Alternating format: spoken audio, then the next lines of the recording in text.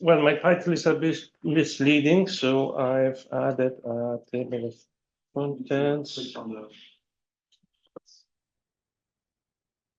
So what I'm going to show you is, first of all, an introduction to what do we mean by Masoretic text, and then the main difficulties, both on the structural and on the graphetic level, since the graphetic is what I will solve in the third part with what I call our system, and I will also mention the technologies involved. So I start by describing, and then I'm presenting a solution.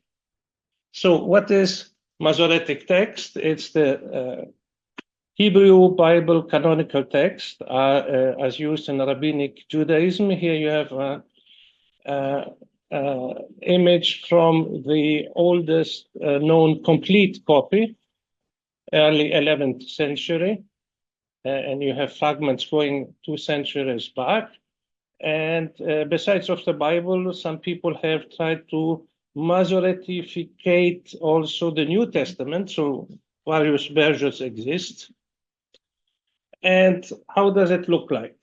So the overview, what you see visually, is 2 layers of diacritics, and in the middle you have the Hebrew letters, plus some grapheme, plus just a point which will be placed in the middle.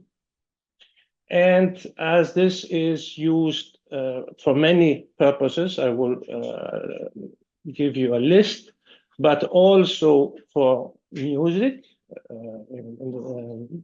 to some extent.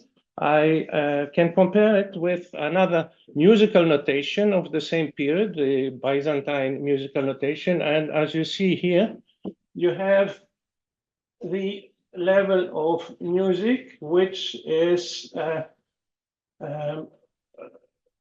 imposing on the letter, the level of graphemes. So you see the graphemes are separated to fit with the temporality of musical notation. And they have no diacritics. So even though it's Greek text, it's not diacriticized, and there are no accents.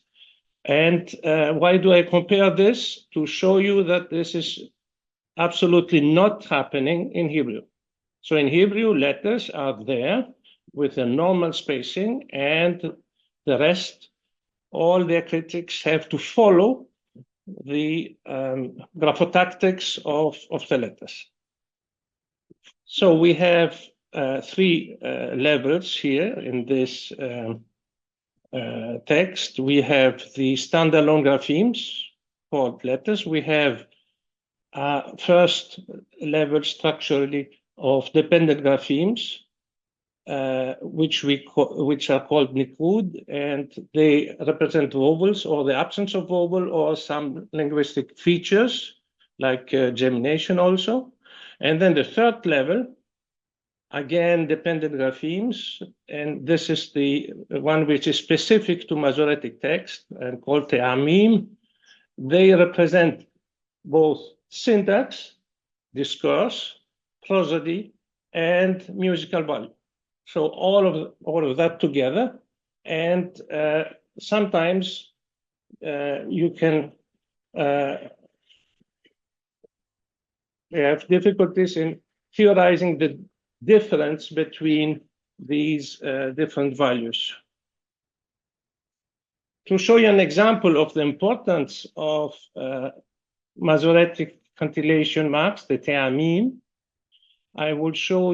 I'm showing you an excerpt from Isaiah, and it's the famous expression, "The voice crying in the wilderness." You all know. Well, this expression comes from a bad translation of the Bible, actually. So what happens? So you have Paul correct, so the voice of somebody using the voice of somebody shouting in the desert, okay? And then open a road for the Lord. But you see here, there is no punctuation in the Western sense. And the Septuagint translation in the 3rd century BC was phoni vondos en the erimo, so the voice of the one shouting in the desert, prepare the road of the Lord,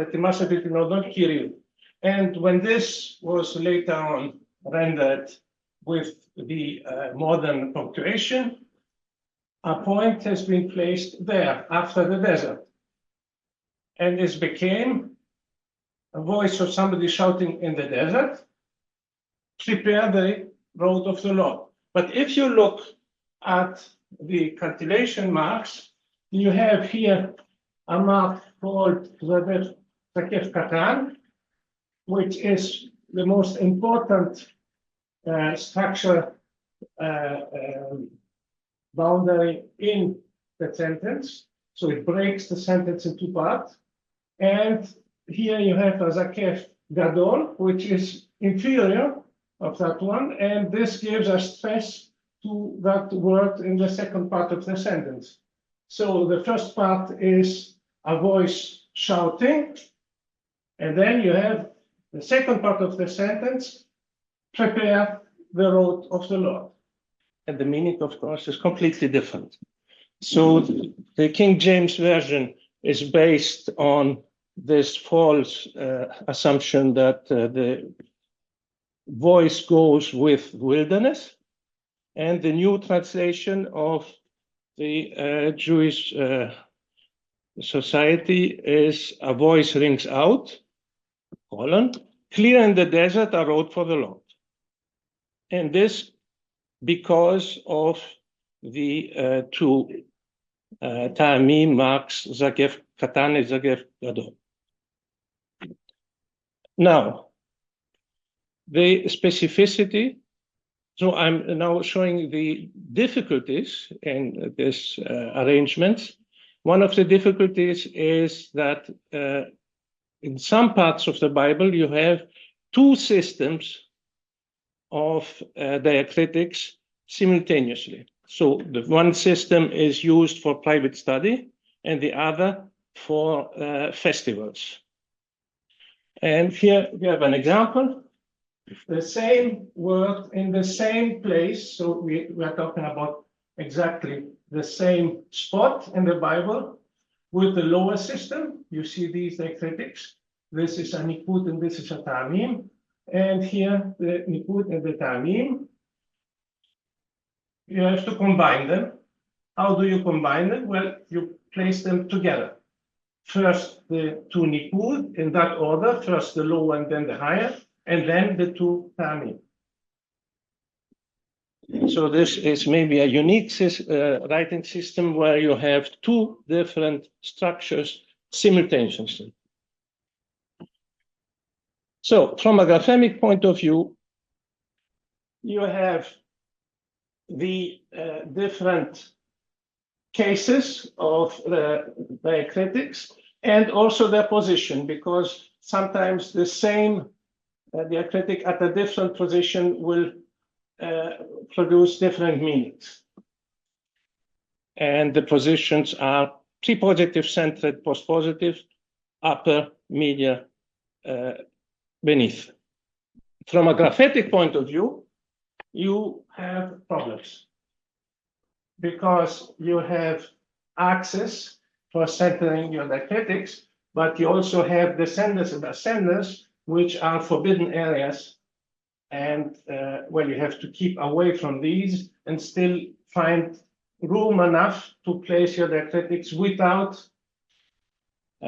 spacing your letters. And this is mea culpa, an error of mine. Exactly 30 years ago, I was saying that if this is not possible, then space the letters. Well, no. I should better steal sheep than do letter spacing. And here's an example. So sorry for people from the Summer Institute of Linguistics. I'm using their font to show problematic situations. So here you see the touching. Why is this happening? Because the current font technology looks only at glyph and some of, and maybe the next glyph, but will never go back to correct. And what we need is solidarity between letters so that we can calculate positions on the word level, whatever a word may be. And another problem, I don't have much time, but in some situations, the critic will change its centering class, and this has to be automatic. And then also in some other situations, it should change position depending on its position in the word and the preceding vowel. Now, what is new in this proposal? It's the fact that I'm not using a font for any text. I am using a corpus-driven font. So for every corpus, I get a new font. Out of the tools I will show you, and I do calculations which font technologies are not able to do, and I prepare my font in advance, and my glyphs are covering all words of the specific corpus.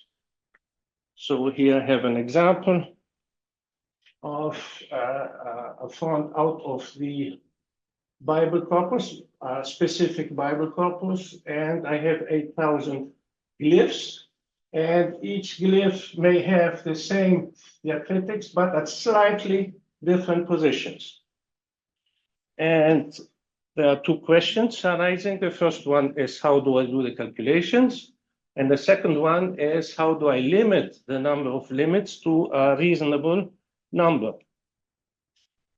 Well, for doing the calculations, I use a method called linear constraint minimization.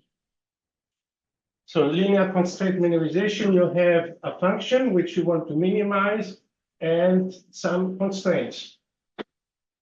And in my case, the function is the difference between the value I get and the optimal value, which is the one where the critics are centered as they should be. Let me show you an example. First slide, notation. So these are the x coordinates of the centering axis and of this forbidden area. And these are the right limit, left limit, and center of each diacritic. And when I say center, it's not necessarily the geometric center, it's the place where it's aligned. Now, this is the optimal position where this diacritic is centered. That one follows this one because here you have an ikut and there a ta'amim, and these are centered. And you see the problem? We are way beyond the forbidden area there. So how do we fix this? Well, these are the constraints. The constraints are that I have to be on the right of the forbidden area and that I have this minimal distance and also minimal distance between them. These are my constraints. And here's the solution. This is what you saw previously. So everything has been moved to the right. So this is the first method applied to all words. And how many glyphs do I get? Well, since these calculations are very precise, I may get as many as I have words. I have more than 100,000 words. Right.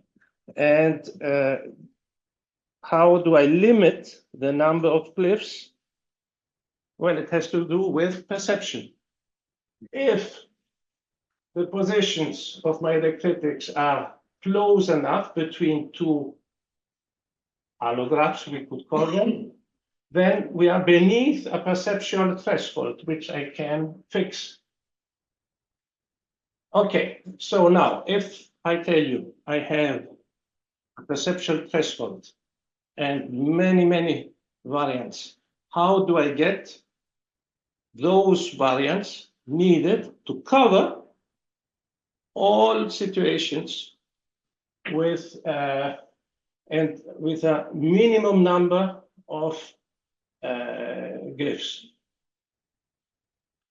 Well, here there's another very useful mathematical method, which is called graph coloring.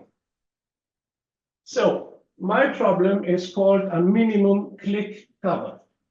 A click in a graph is a subgraph where all vertices are connected by edges. It's like in politics, a click, so people helping each other. And here, if all my, I will call a click those variants which are closer than the perceptual threshold. And they have to be close to each other. So you agree with me that a click is a set of glyphs which cannot be separated perceptually. So I'm looking for those clicks. And I want a minimum number of clicks.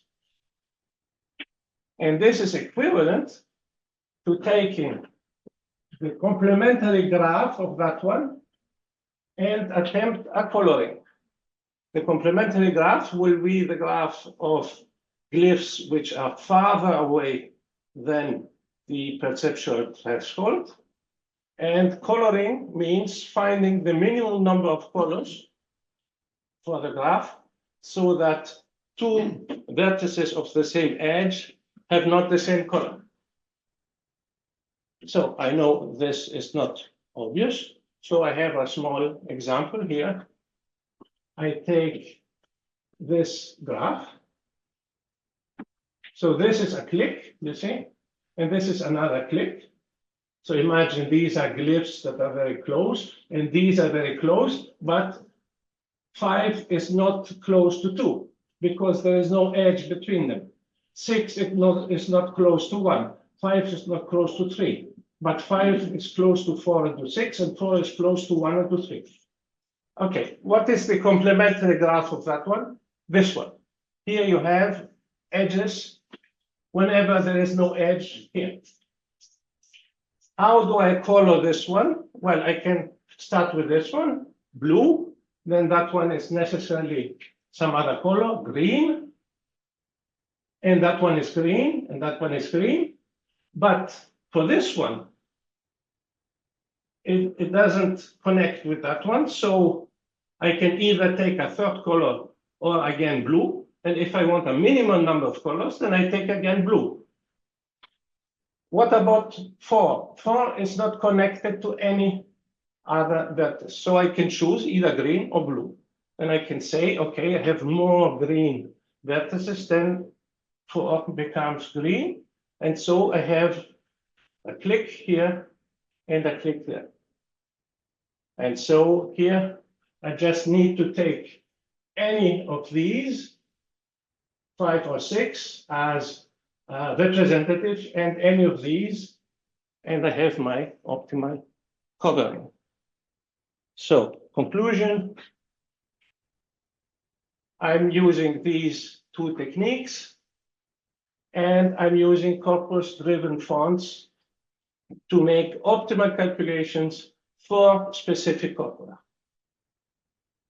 Thank you.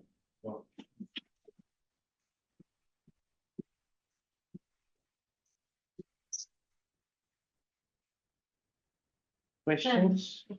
Okay. Thank you, Yannis, for this passionate, helpful talk. So here, Sorry for all the linguists, and so I have a mathematical question. My guess is that this minimum click or VD calling might be NP complete. I'm not sure, but it could be. It is. Is that actually a problem in practice or? Corpora, when I'm talking about representative of glyphs, I mean glyphs having the same bracelet and the same Graphetics. For those, there are not so many of them. So you may have 5 or 10, never more than that. So it may be NP complete, but you solve many times the same problem with a small number of, with a small graphs. Thanks, very good. Well, I did it, it worked. So, Yeah, okay. and the practical, well, the efficiency of this is that you can apply it to any font. You take any font and whoops, you get a Masoretic version of it. So you can typeset the Bible in any font, in serif sans or whatever. Done. This is pretty fascinating. I've never heard of corpus-driven fonts before. Well, it's new. Oh, it's new. Okay, that's why I've never heard of it. It's my proposal. What's the size of the classical Hebrew Bible? I mean, are there many? I mean, how? Suppose somebody now wants to go off and just write some random text, stick some cancellation marks in there. How wrong can they go? Won't you really have covered most options? Well, if you can do the whole thing while doing an approximation, I mean, if your corpus is large enough, then it will probably cover also other corpora. But as I'm working with people with other versions of the Bible, with paleographic constraints, with not rabbinic, but hieratic and other versions, so they do need special fonts for special corpora, which are not just with a few exceptions, but which are systematically different. So how big of a corpora how many corpora are you dealing with? How big are they? For the moment, I have 3 corpora. There are not so many corpora. And how big are they? And the size of the text, the Bible is about 160,000 words all together. And then if you take unique occurrences, it's about 30,000. That's very interesting.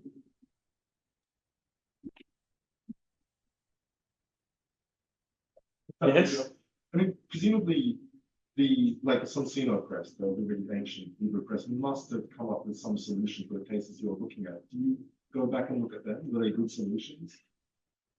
Well, they do have solutions done manually by, you mean in the 19th century and or even earlier.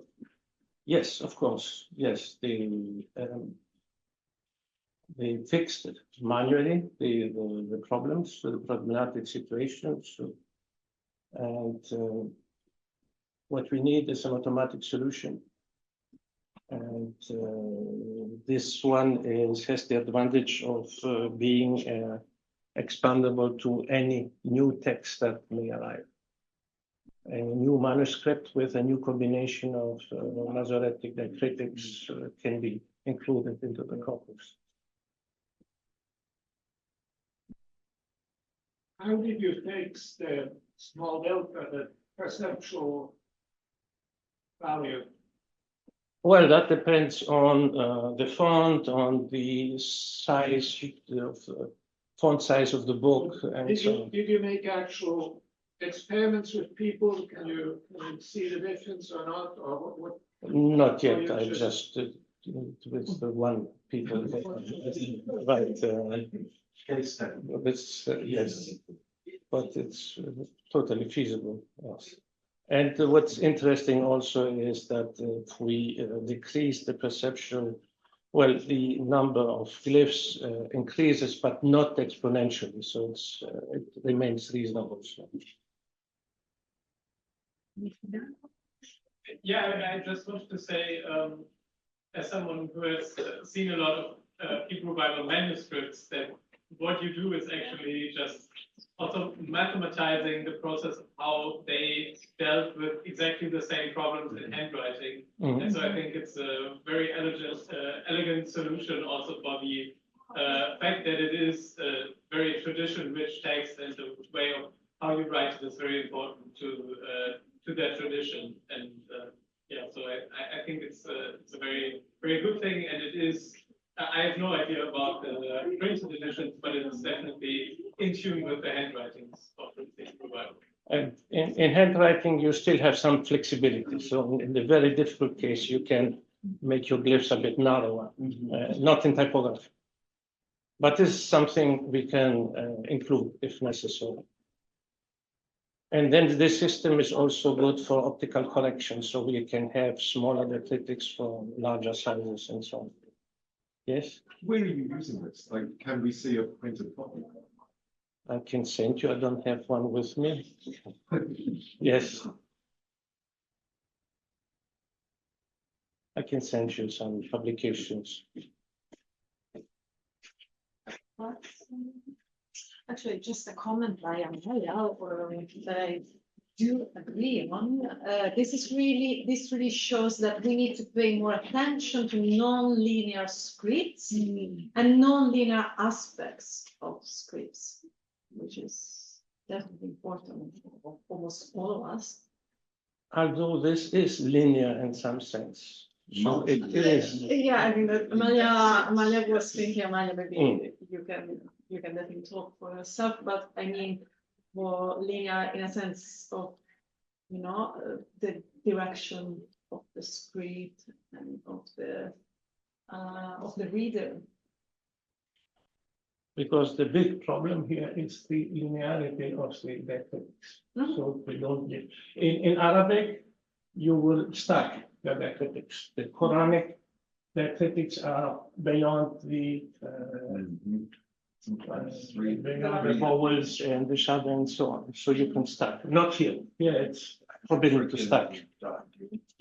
We have this kind of phenomena in hieroglyphic fluvium where there are many marks for